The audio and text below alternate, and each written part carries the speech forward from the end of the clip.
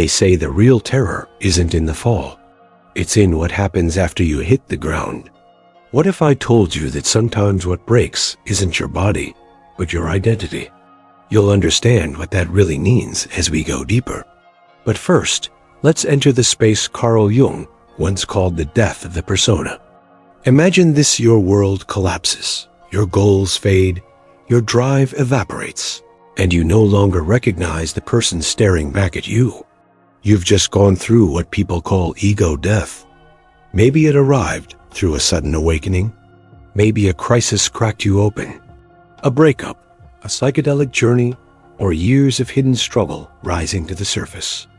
However it came, you felt that the old self you once fought to protect simply vanished. For a moment, it felt calm, even freeing. But then came the silence, a strange emptiness. No ambitions, no energy, no sense of who to be next, just stillness. This is the space where most people lose their way, believing enlightenment means endless bliss, when in truth, it's messy, disorienting, and deeply human. You might find yourself lying on the floor of your own life, asking, why does nothing matter anymore?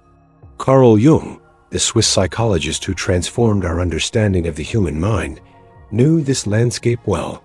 He called it the death of the persona, that moment when the masks we wear for society slip away, revealing how much of our lives were shaped by fear, validation, and conditioning. But Jung also saw this collapse as a beginning, not an ending. A rebirth of something far more authentic than the fragile ego ever was. So, how do you move from this hollow phase, this strange afterlife of identity, into a life filled with meaning again? How do you rebuild without slipping back into another illusion? That's what we're uncovering right now. And trust me, it's not about forcing productivity or pretending positivity. It's about something far deeper, soul-level movement, the kind that flows from truth, not image. Before we dive further into Jung's revelations, hit subscribe on my channel SYC Soul, like this video, and turn on the bell so you don't miss the next awakening waiting for you. And share this with someone who feels lost right now.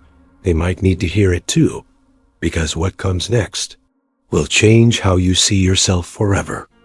So let's step into that in-between place, the void after ego death. It's not quite depression, not exactly apathy. It's more like you've lost the gravity that used to hold your world together.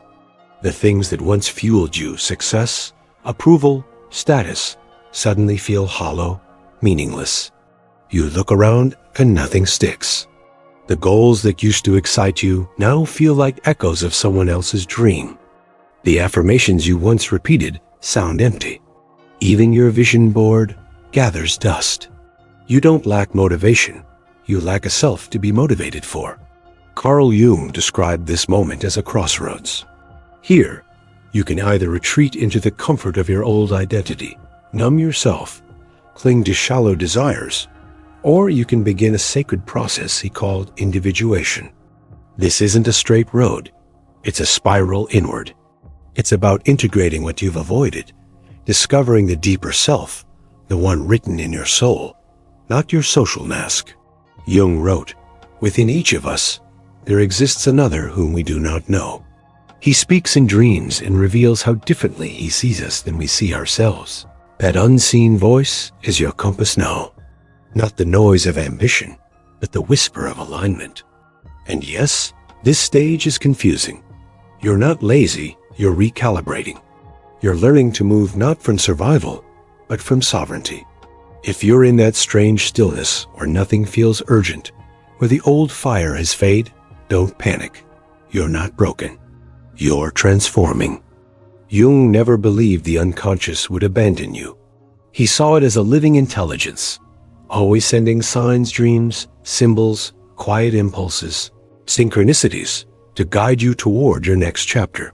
The new self cannot be forced, but it will emerge if you stay open. Are you connecting with this truth? If what I'm saying is resonating, tell me in the comments, where are you watching this from? And if this journey is touching something deep in you, admire my work with a like, it helps this message reach more souls. Because what comes next will take you even deeper into Jung's most mysterious idea, the one that could explain why your tiredness, your numbness, and even your resistance might secretly be your greatest teachers. And trust me, you don't want to miss what's coming. Now, let's lean into the paradox. You're in that still, empty place post-ego death, floating between what was and what's yet to come. You feel drained, but strangely, you haven't been doing much. You want to move, create, build something real, yet your body and mind seem out of sync. Everything feels heavy, slow, almost pointless. But what if the exhaustion isn't your enemy? What if the real trap isn't the tiredness itself, but your resistance to it? Carl Jung understood this better than anyone. He said, "What you resist not only persists, but grows in size." And he wasn't being poetic. He was describing the shadow, the hidden side of our psyche we judge, repress, and avoid. Every time you fight your state, every time you shame yourself for feeling low, you split from yourself. You leak energy trying to appear fine, but the moment you stop fighting, something begins to shift. Imagine this. You're lying in bed, thoughts spiraling. I should get up. I should be productive. Why am I like this? But instead of battling the feeling, you whisper, "I'm tired," and that's okay. You breathe with it. You stop trying to escape, and slowly your body relaxes. Your mind softens.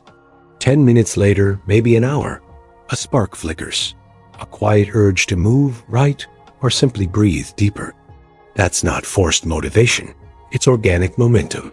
From Jung's lens, emotions aren't good or bad. They're just energy in motion. Sadness isn't weakness. It's the body's way of releasing grief. Anger isn't evil. It's unspoken truth protecting your boundaries. Even fear, it's your nervous system still trying to keep you safe, maybe with outdated methods, but still caring. Think of children. When they're sad, they cry hard, and then they're free again. When they're angry, they shout, and 5 minutes later, they're laughing. They don't label emotions. They feel them. But we were taught otherwise. Don't cry. Calm down. Be strong. And slowly, we learn to hide our feelings behind masks. That hidden vault of denied emotion becomes what Jung called the shadow. It holds every impulse, every truth, every desire we've locked away. And here's the secret. You'll want to remember this for later. The very power you seek lies in that shadow. If this realization is resonating, tell me in the comments where you're watching this from. And if you're finding light in these words, hit like and stay tuned, because in the next part, we'll uncover how that shadow might be the source of your creativity itself. So here's where the transformation truly begins. That shadow you've been avoiding, filled with repressed emotions, forgotten desires, and old truths, isn't your darkness. It's your hidden gold. Jung spent his entire life studying this secret realm within us.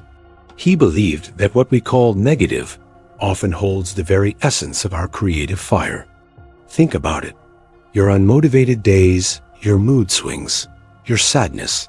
What if these aren't blocks, but fuel? Jung would tell you not to fix them, but to feel them. Because when you let yourself feel fully, that energy transforms. Let's play with a paradox for a moment. What if your laziness was actually your muse? What if your tiredness was a message, not a flaw? Imagine writing a poem called Fueled by Laziness, or creating an artwork titled The Power of Doing Nothing. Imagine your sadness softening you enough to see beauty again, or your fear inspiring a story about bravery that trembles yet moves forward. See, the mind loves contradiction. It's drawn to tension. And from that tension, new meaning can be born. When you stop escaping your emotions and start dancing with them, creativity awakens. Your imagination lights up because it no longer needs to run away. It can finally express. Jung described this as the moment the unconscious comes alive, offering metaphors, symbols, and images to help you express what logic can't. That's why the best art, the deepest writing, the truest music all come from shadow work. It's the language of the soul finally finding form. So next time you feel low, don't rush to escape it. Write from it, paint from it, speak from it. Let your emotions become the paintbrush in your hand.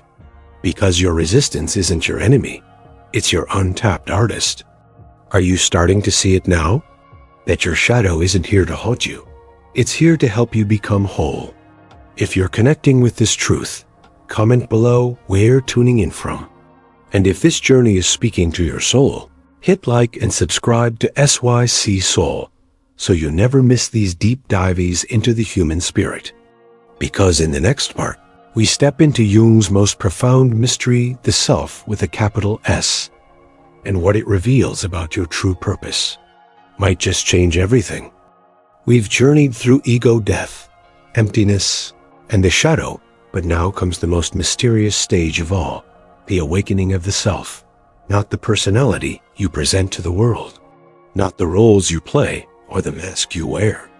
Jung said that beneath all those layers lives something timeless, an intelligence far deeper than thought, a consciousness that watches everything but remains untouched by it. He called it the self.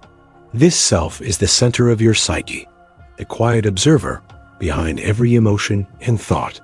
It's what remains when the noise stops. When you're sitting alone, staring into the distance, and suddenly feel a strange peace wash over you. That's not coincidence. That's your deeper nature remembering itself. Jung believed that life isn't about becoming something new. It's about remembering who you already are. The true journey isn't upward or forward. It's inward. The shadow, the pain, the confusion, they're all doors leading you back home. Every breakdown, every dark night is secretly guiding you toward integration, where the light and dark stop fighting and finally merge. He once said, "One does not become enlightened by imagining figures of light, but by making the darkness conscious." That's the heart of it. The real awakening isn't glitter and bliss. It's raw honesty. It's holding your fear, your rage, your grief, and saying, "You belong here too." And here's the strange beauty. When you stop running from your darkness, it transforms into wisdom. Your suffering becomes compassion. Your pain becomes your guide. The pieces you thought disqualified, you become the bridge to understanding others. That's what the self does. It turns your wounds into portals. Maybe you felt this before, a quiet moment where you sense something greater moving through you. Maybe in silence, or during loss, or when everything fell apart, but somehow you didn't. That presence, that's the self watching, waiting for you to see it too. If you've ever felt that calm awareness within the chaos, let me know in the comments. Tell me where in the world you're watching from, and if this truth resonates with you, take a second to like, share, and subscribe to SYC Soul, because what we're about to explore next goes even deeper. Because in the next part, we'll uncover the final mystery, how embracing your shadow and awakening the self aren't two steps, but one motion of the soul. So here we are, the end of the path that was never really a path at all. Because, as Carl Jung would say, the journey inward always circles back to where you began. But now you're seeing the same world with different eyes. The shadows don't look like enemies anymore. They look like old friends who are trying to get your attention all along. You've learned that ego death isn't destruction. It's reconstruction. The emptiness you feared was never a void. It was space being cleared for something truer to emerge. You discovered that your stillness wasn't laziness. It was your soul catching its breath. And your darkness? It was your unconscious calling you home. Jung believed that the human soul is built for wholeness, not perfection. Wholeness means embracing every fragment, every contradiction, every scar. It means understanding that your light shines brighter because of the darkness that surrounds it. He said, "I'd rather be whole than good, because to be whole means to live truthfully, to allow all parts of yourself to exist in harmony, even the ones that don't fit neatly into your story. You see, integration isn't about changing who you are. It's about finally accepting who you've always been. That's where real freedom begins. That's when life stops being a constant struggle to fix yourself and becomes a dance of self-awareness. And maybe right now, as you listen, you feel something stir within you. A quiet realization that nothing is actually missing, that the peace you've been chasing has been silently waiting inside you all along. That's the self-steady, observing infinite. So as you step away from this reflection, remember this: the next time you feel lost, look within. The next time you face pain, listen closely. It's not there to punish you, but to guide you back to balance. Every emotion, every silence, every dream, they're all your inner compass, pointing you home to yourself. If this journey has touched something in you, if Jung's wisdom helped you see your own story more clearly, then tell me in the comments where you're watching from. Let me know what moment hit you the hardest. And if you felt the spark of truth today, show your support, like, share, and subscribe to SYC Soul, because the soul's work never ends. It just keeps unfolding layer by layer, revealing the mystery you've been all along.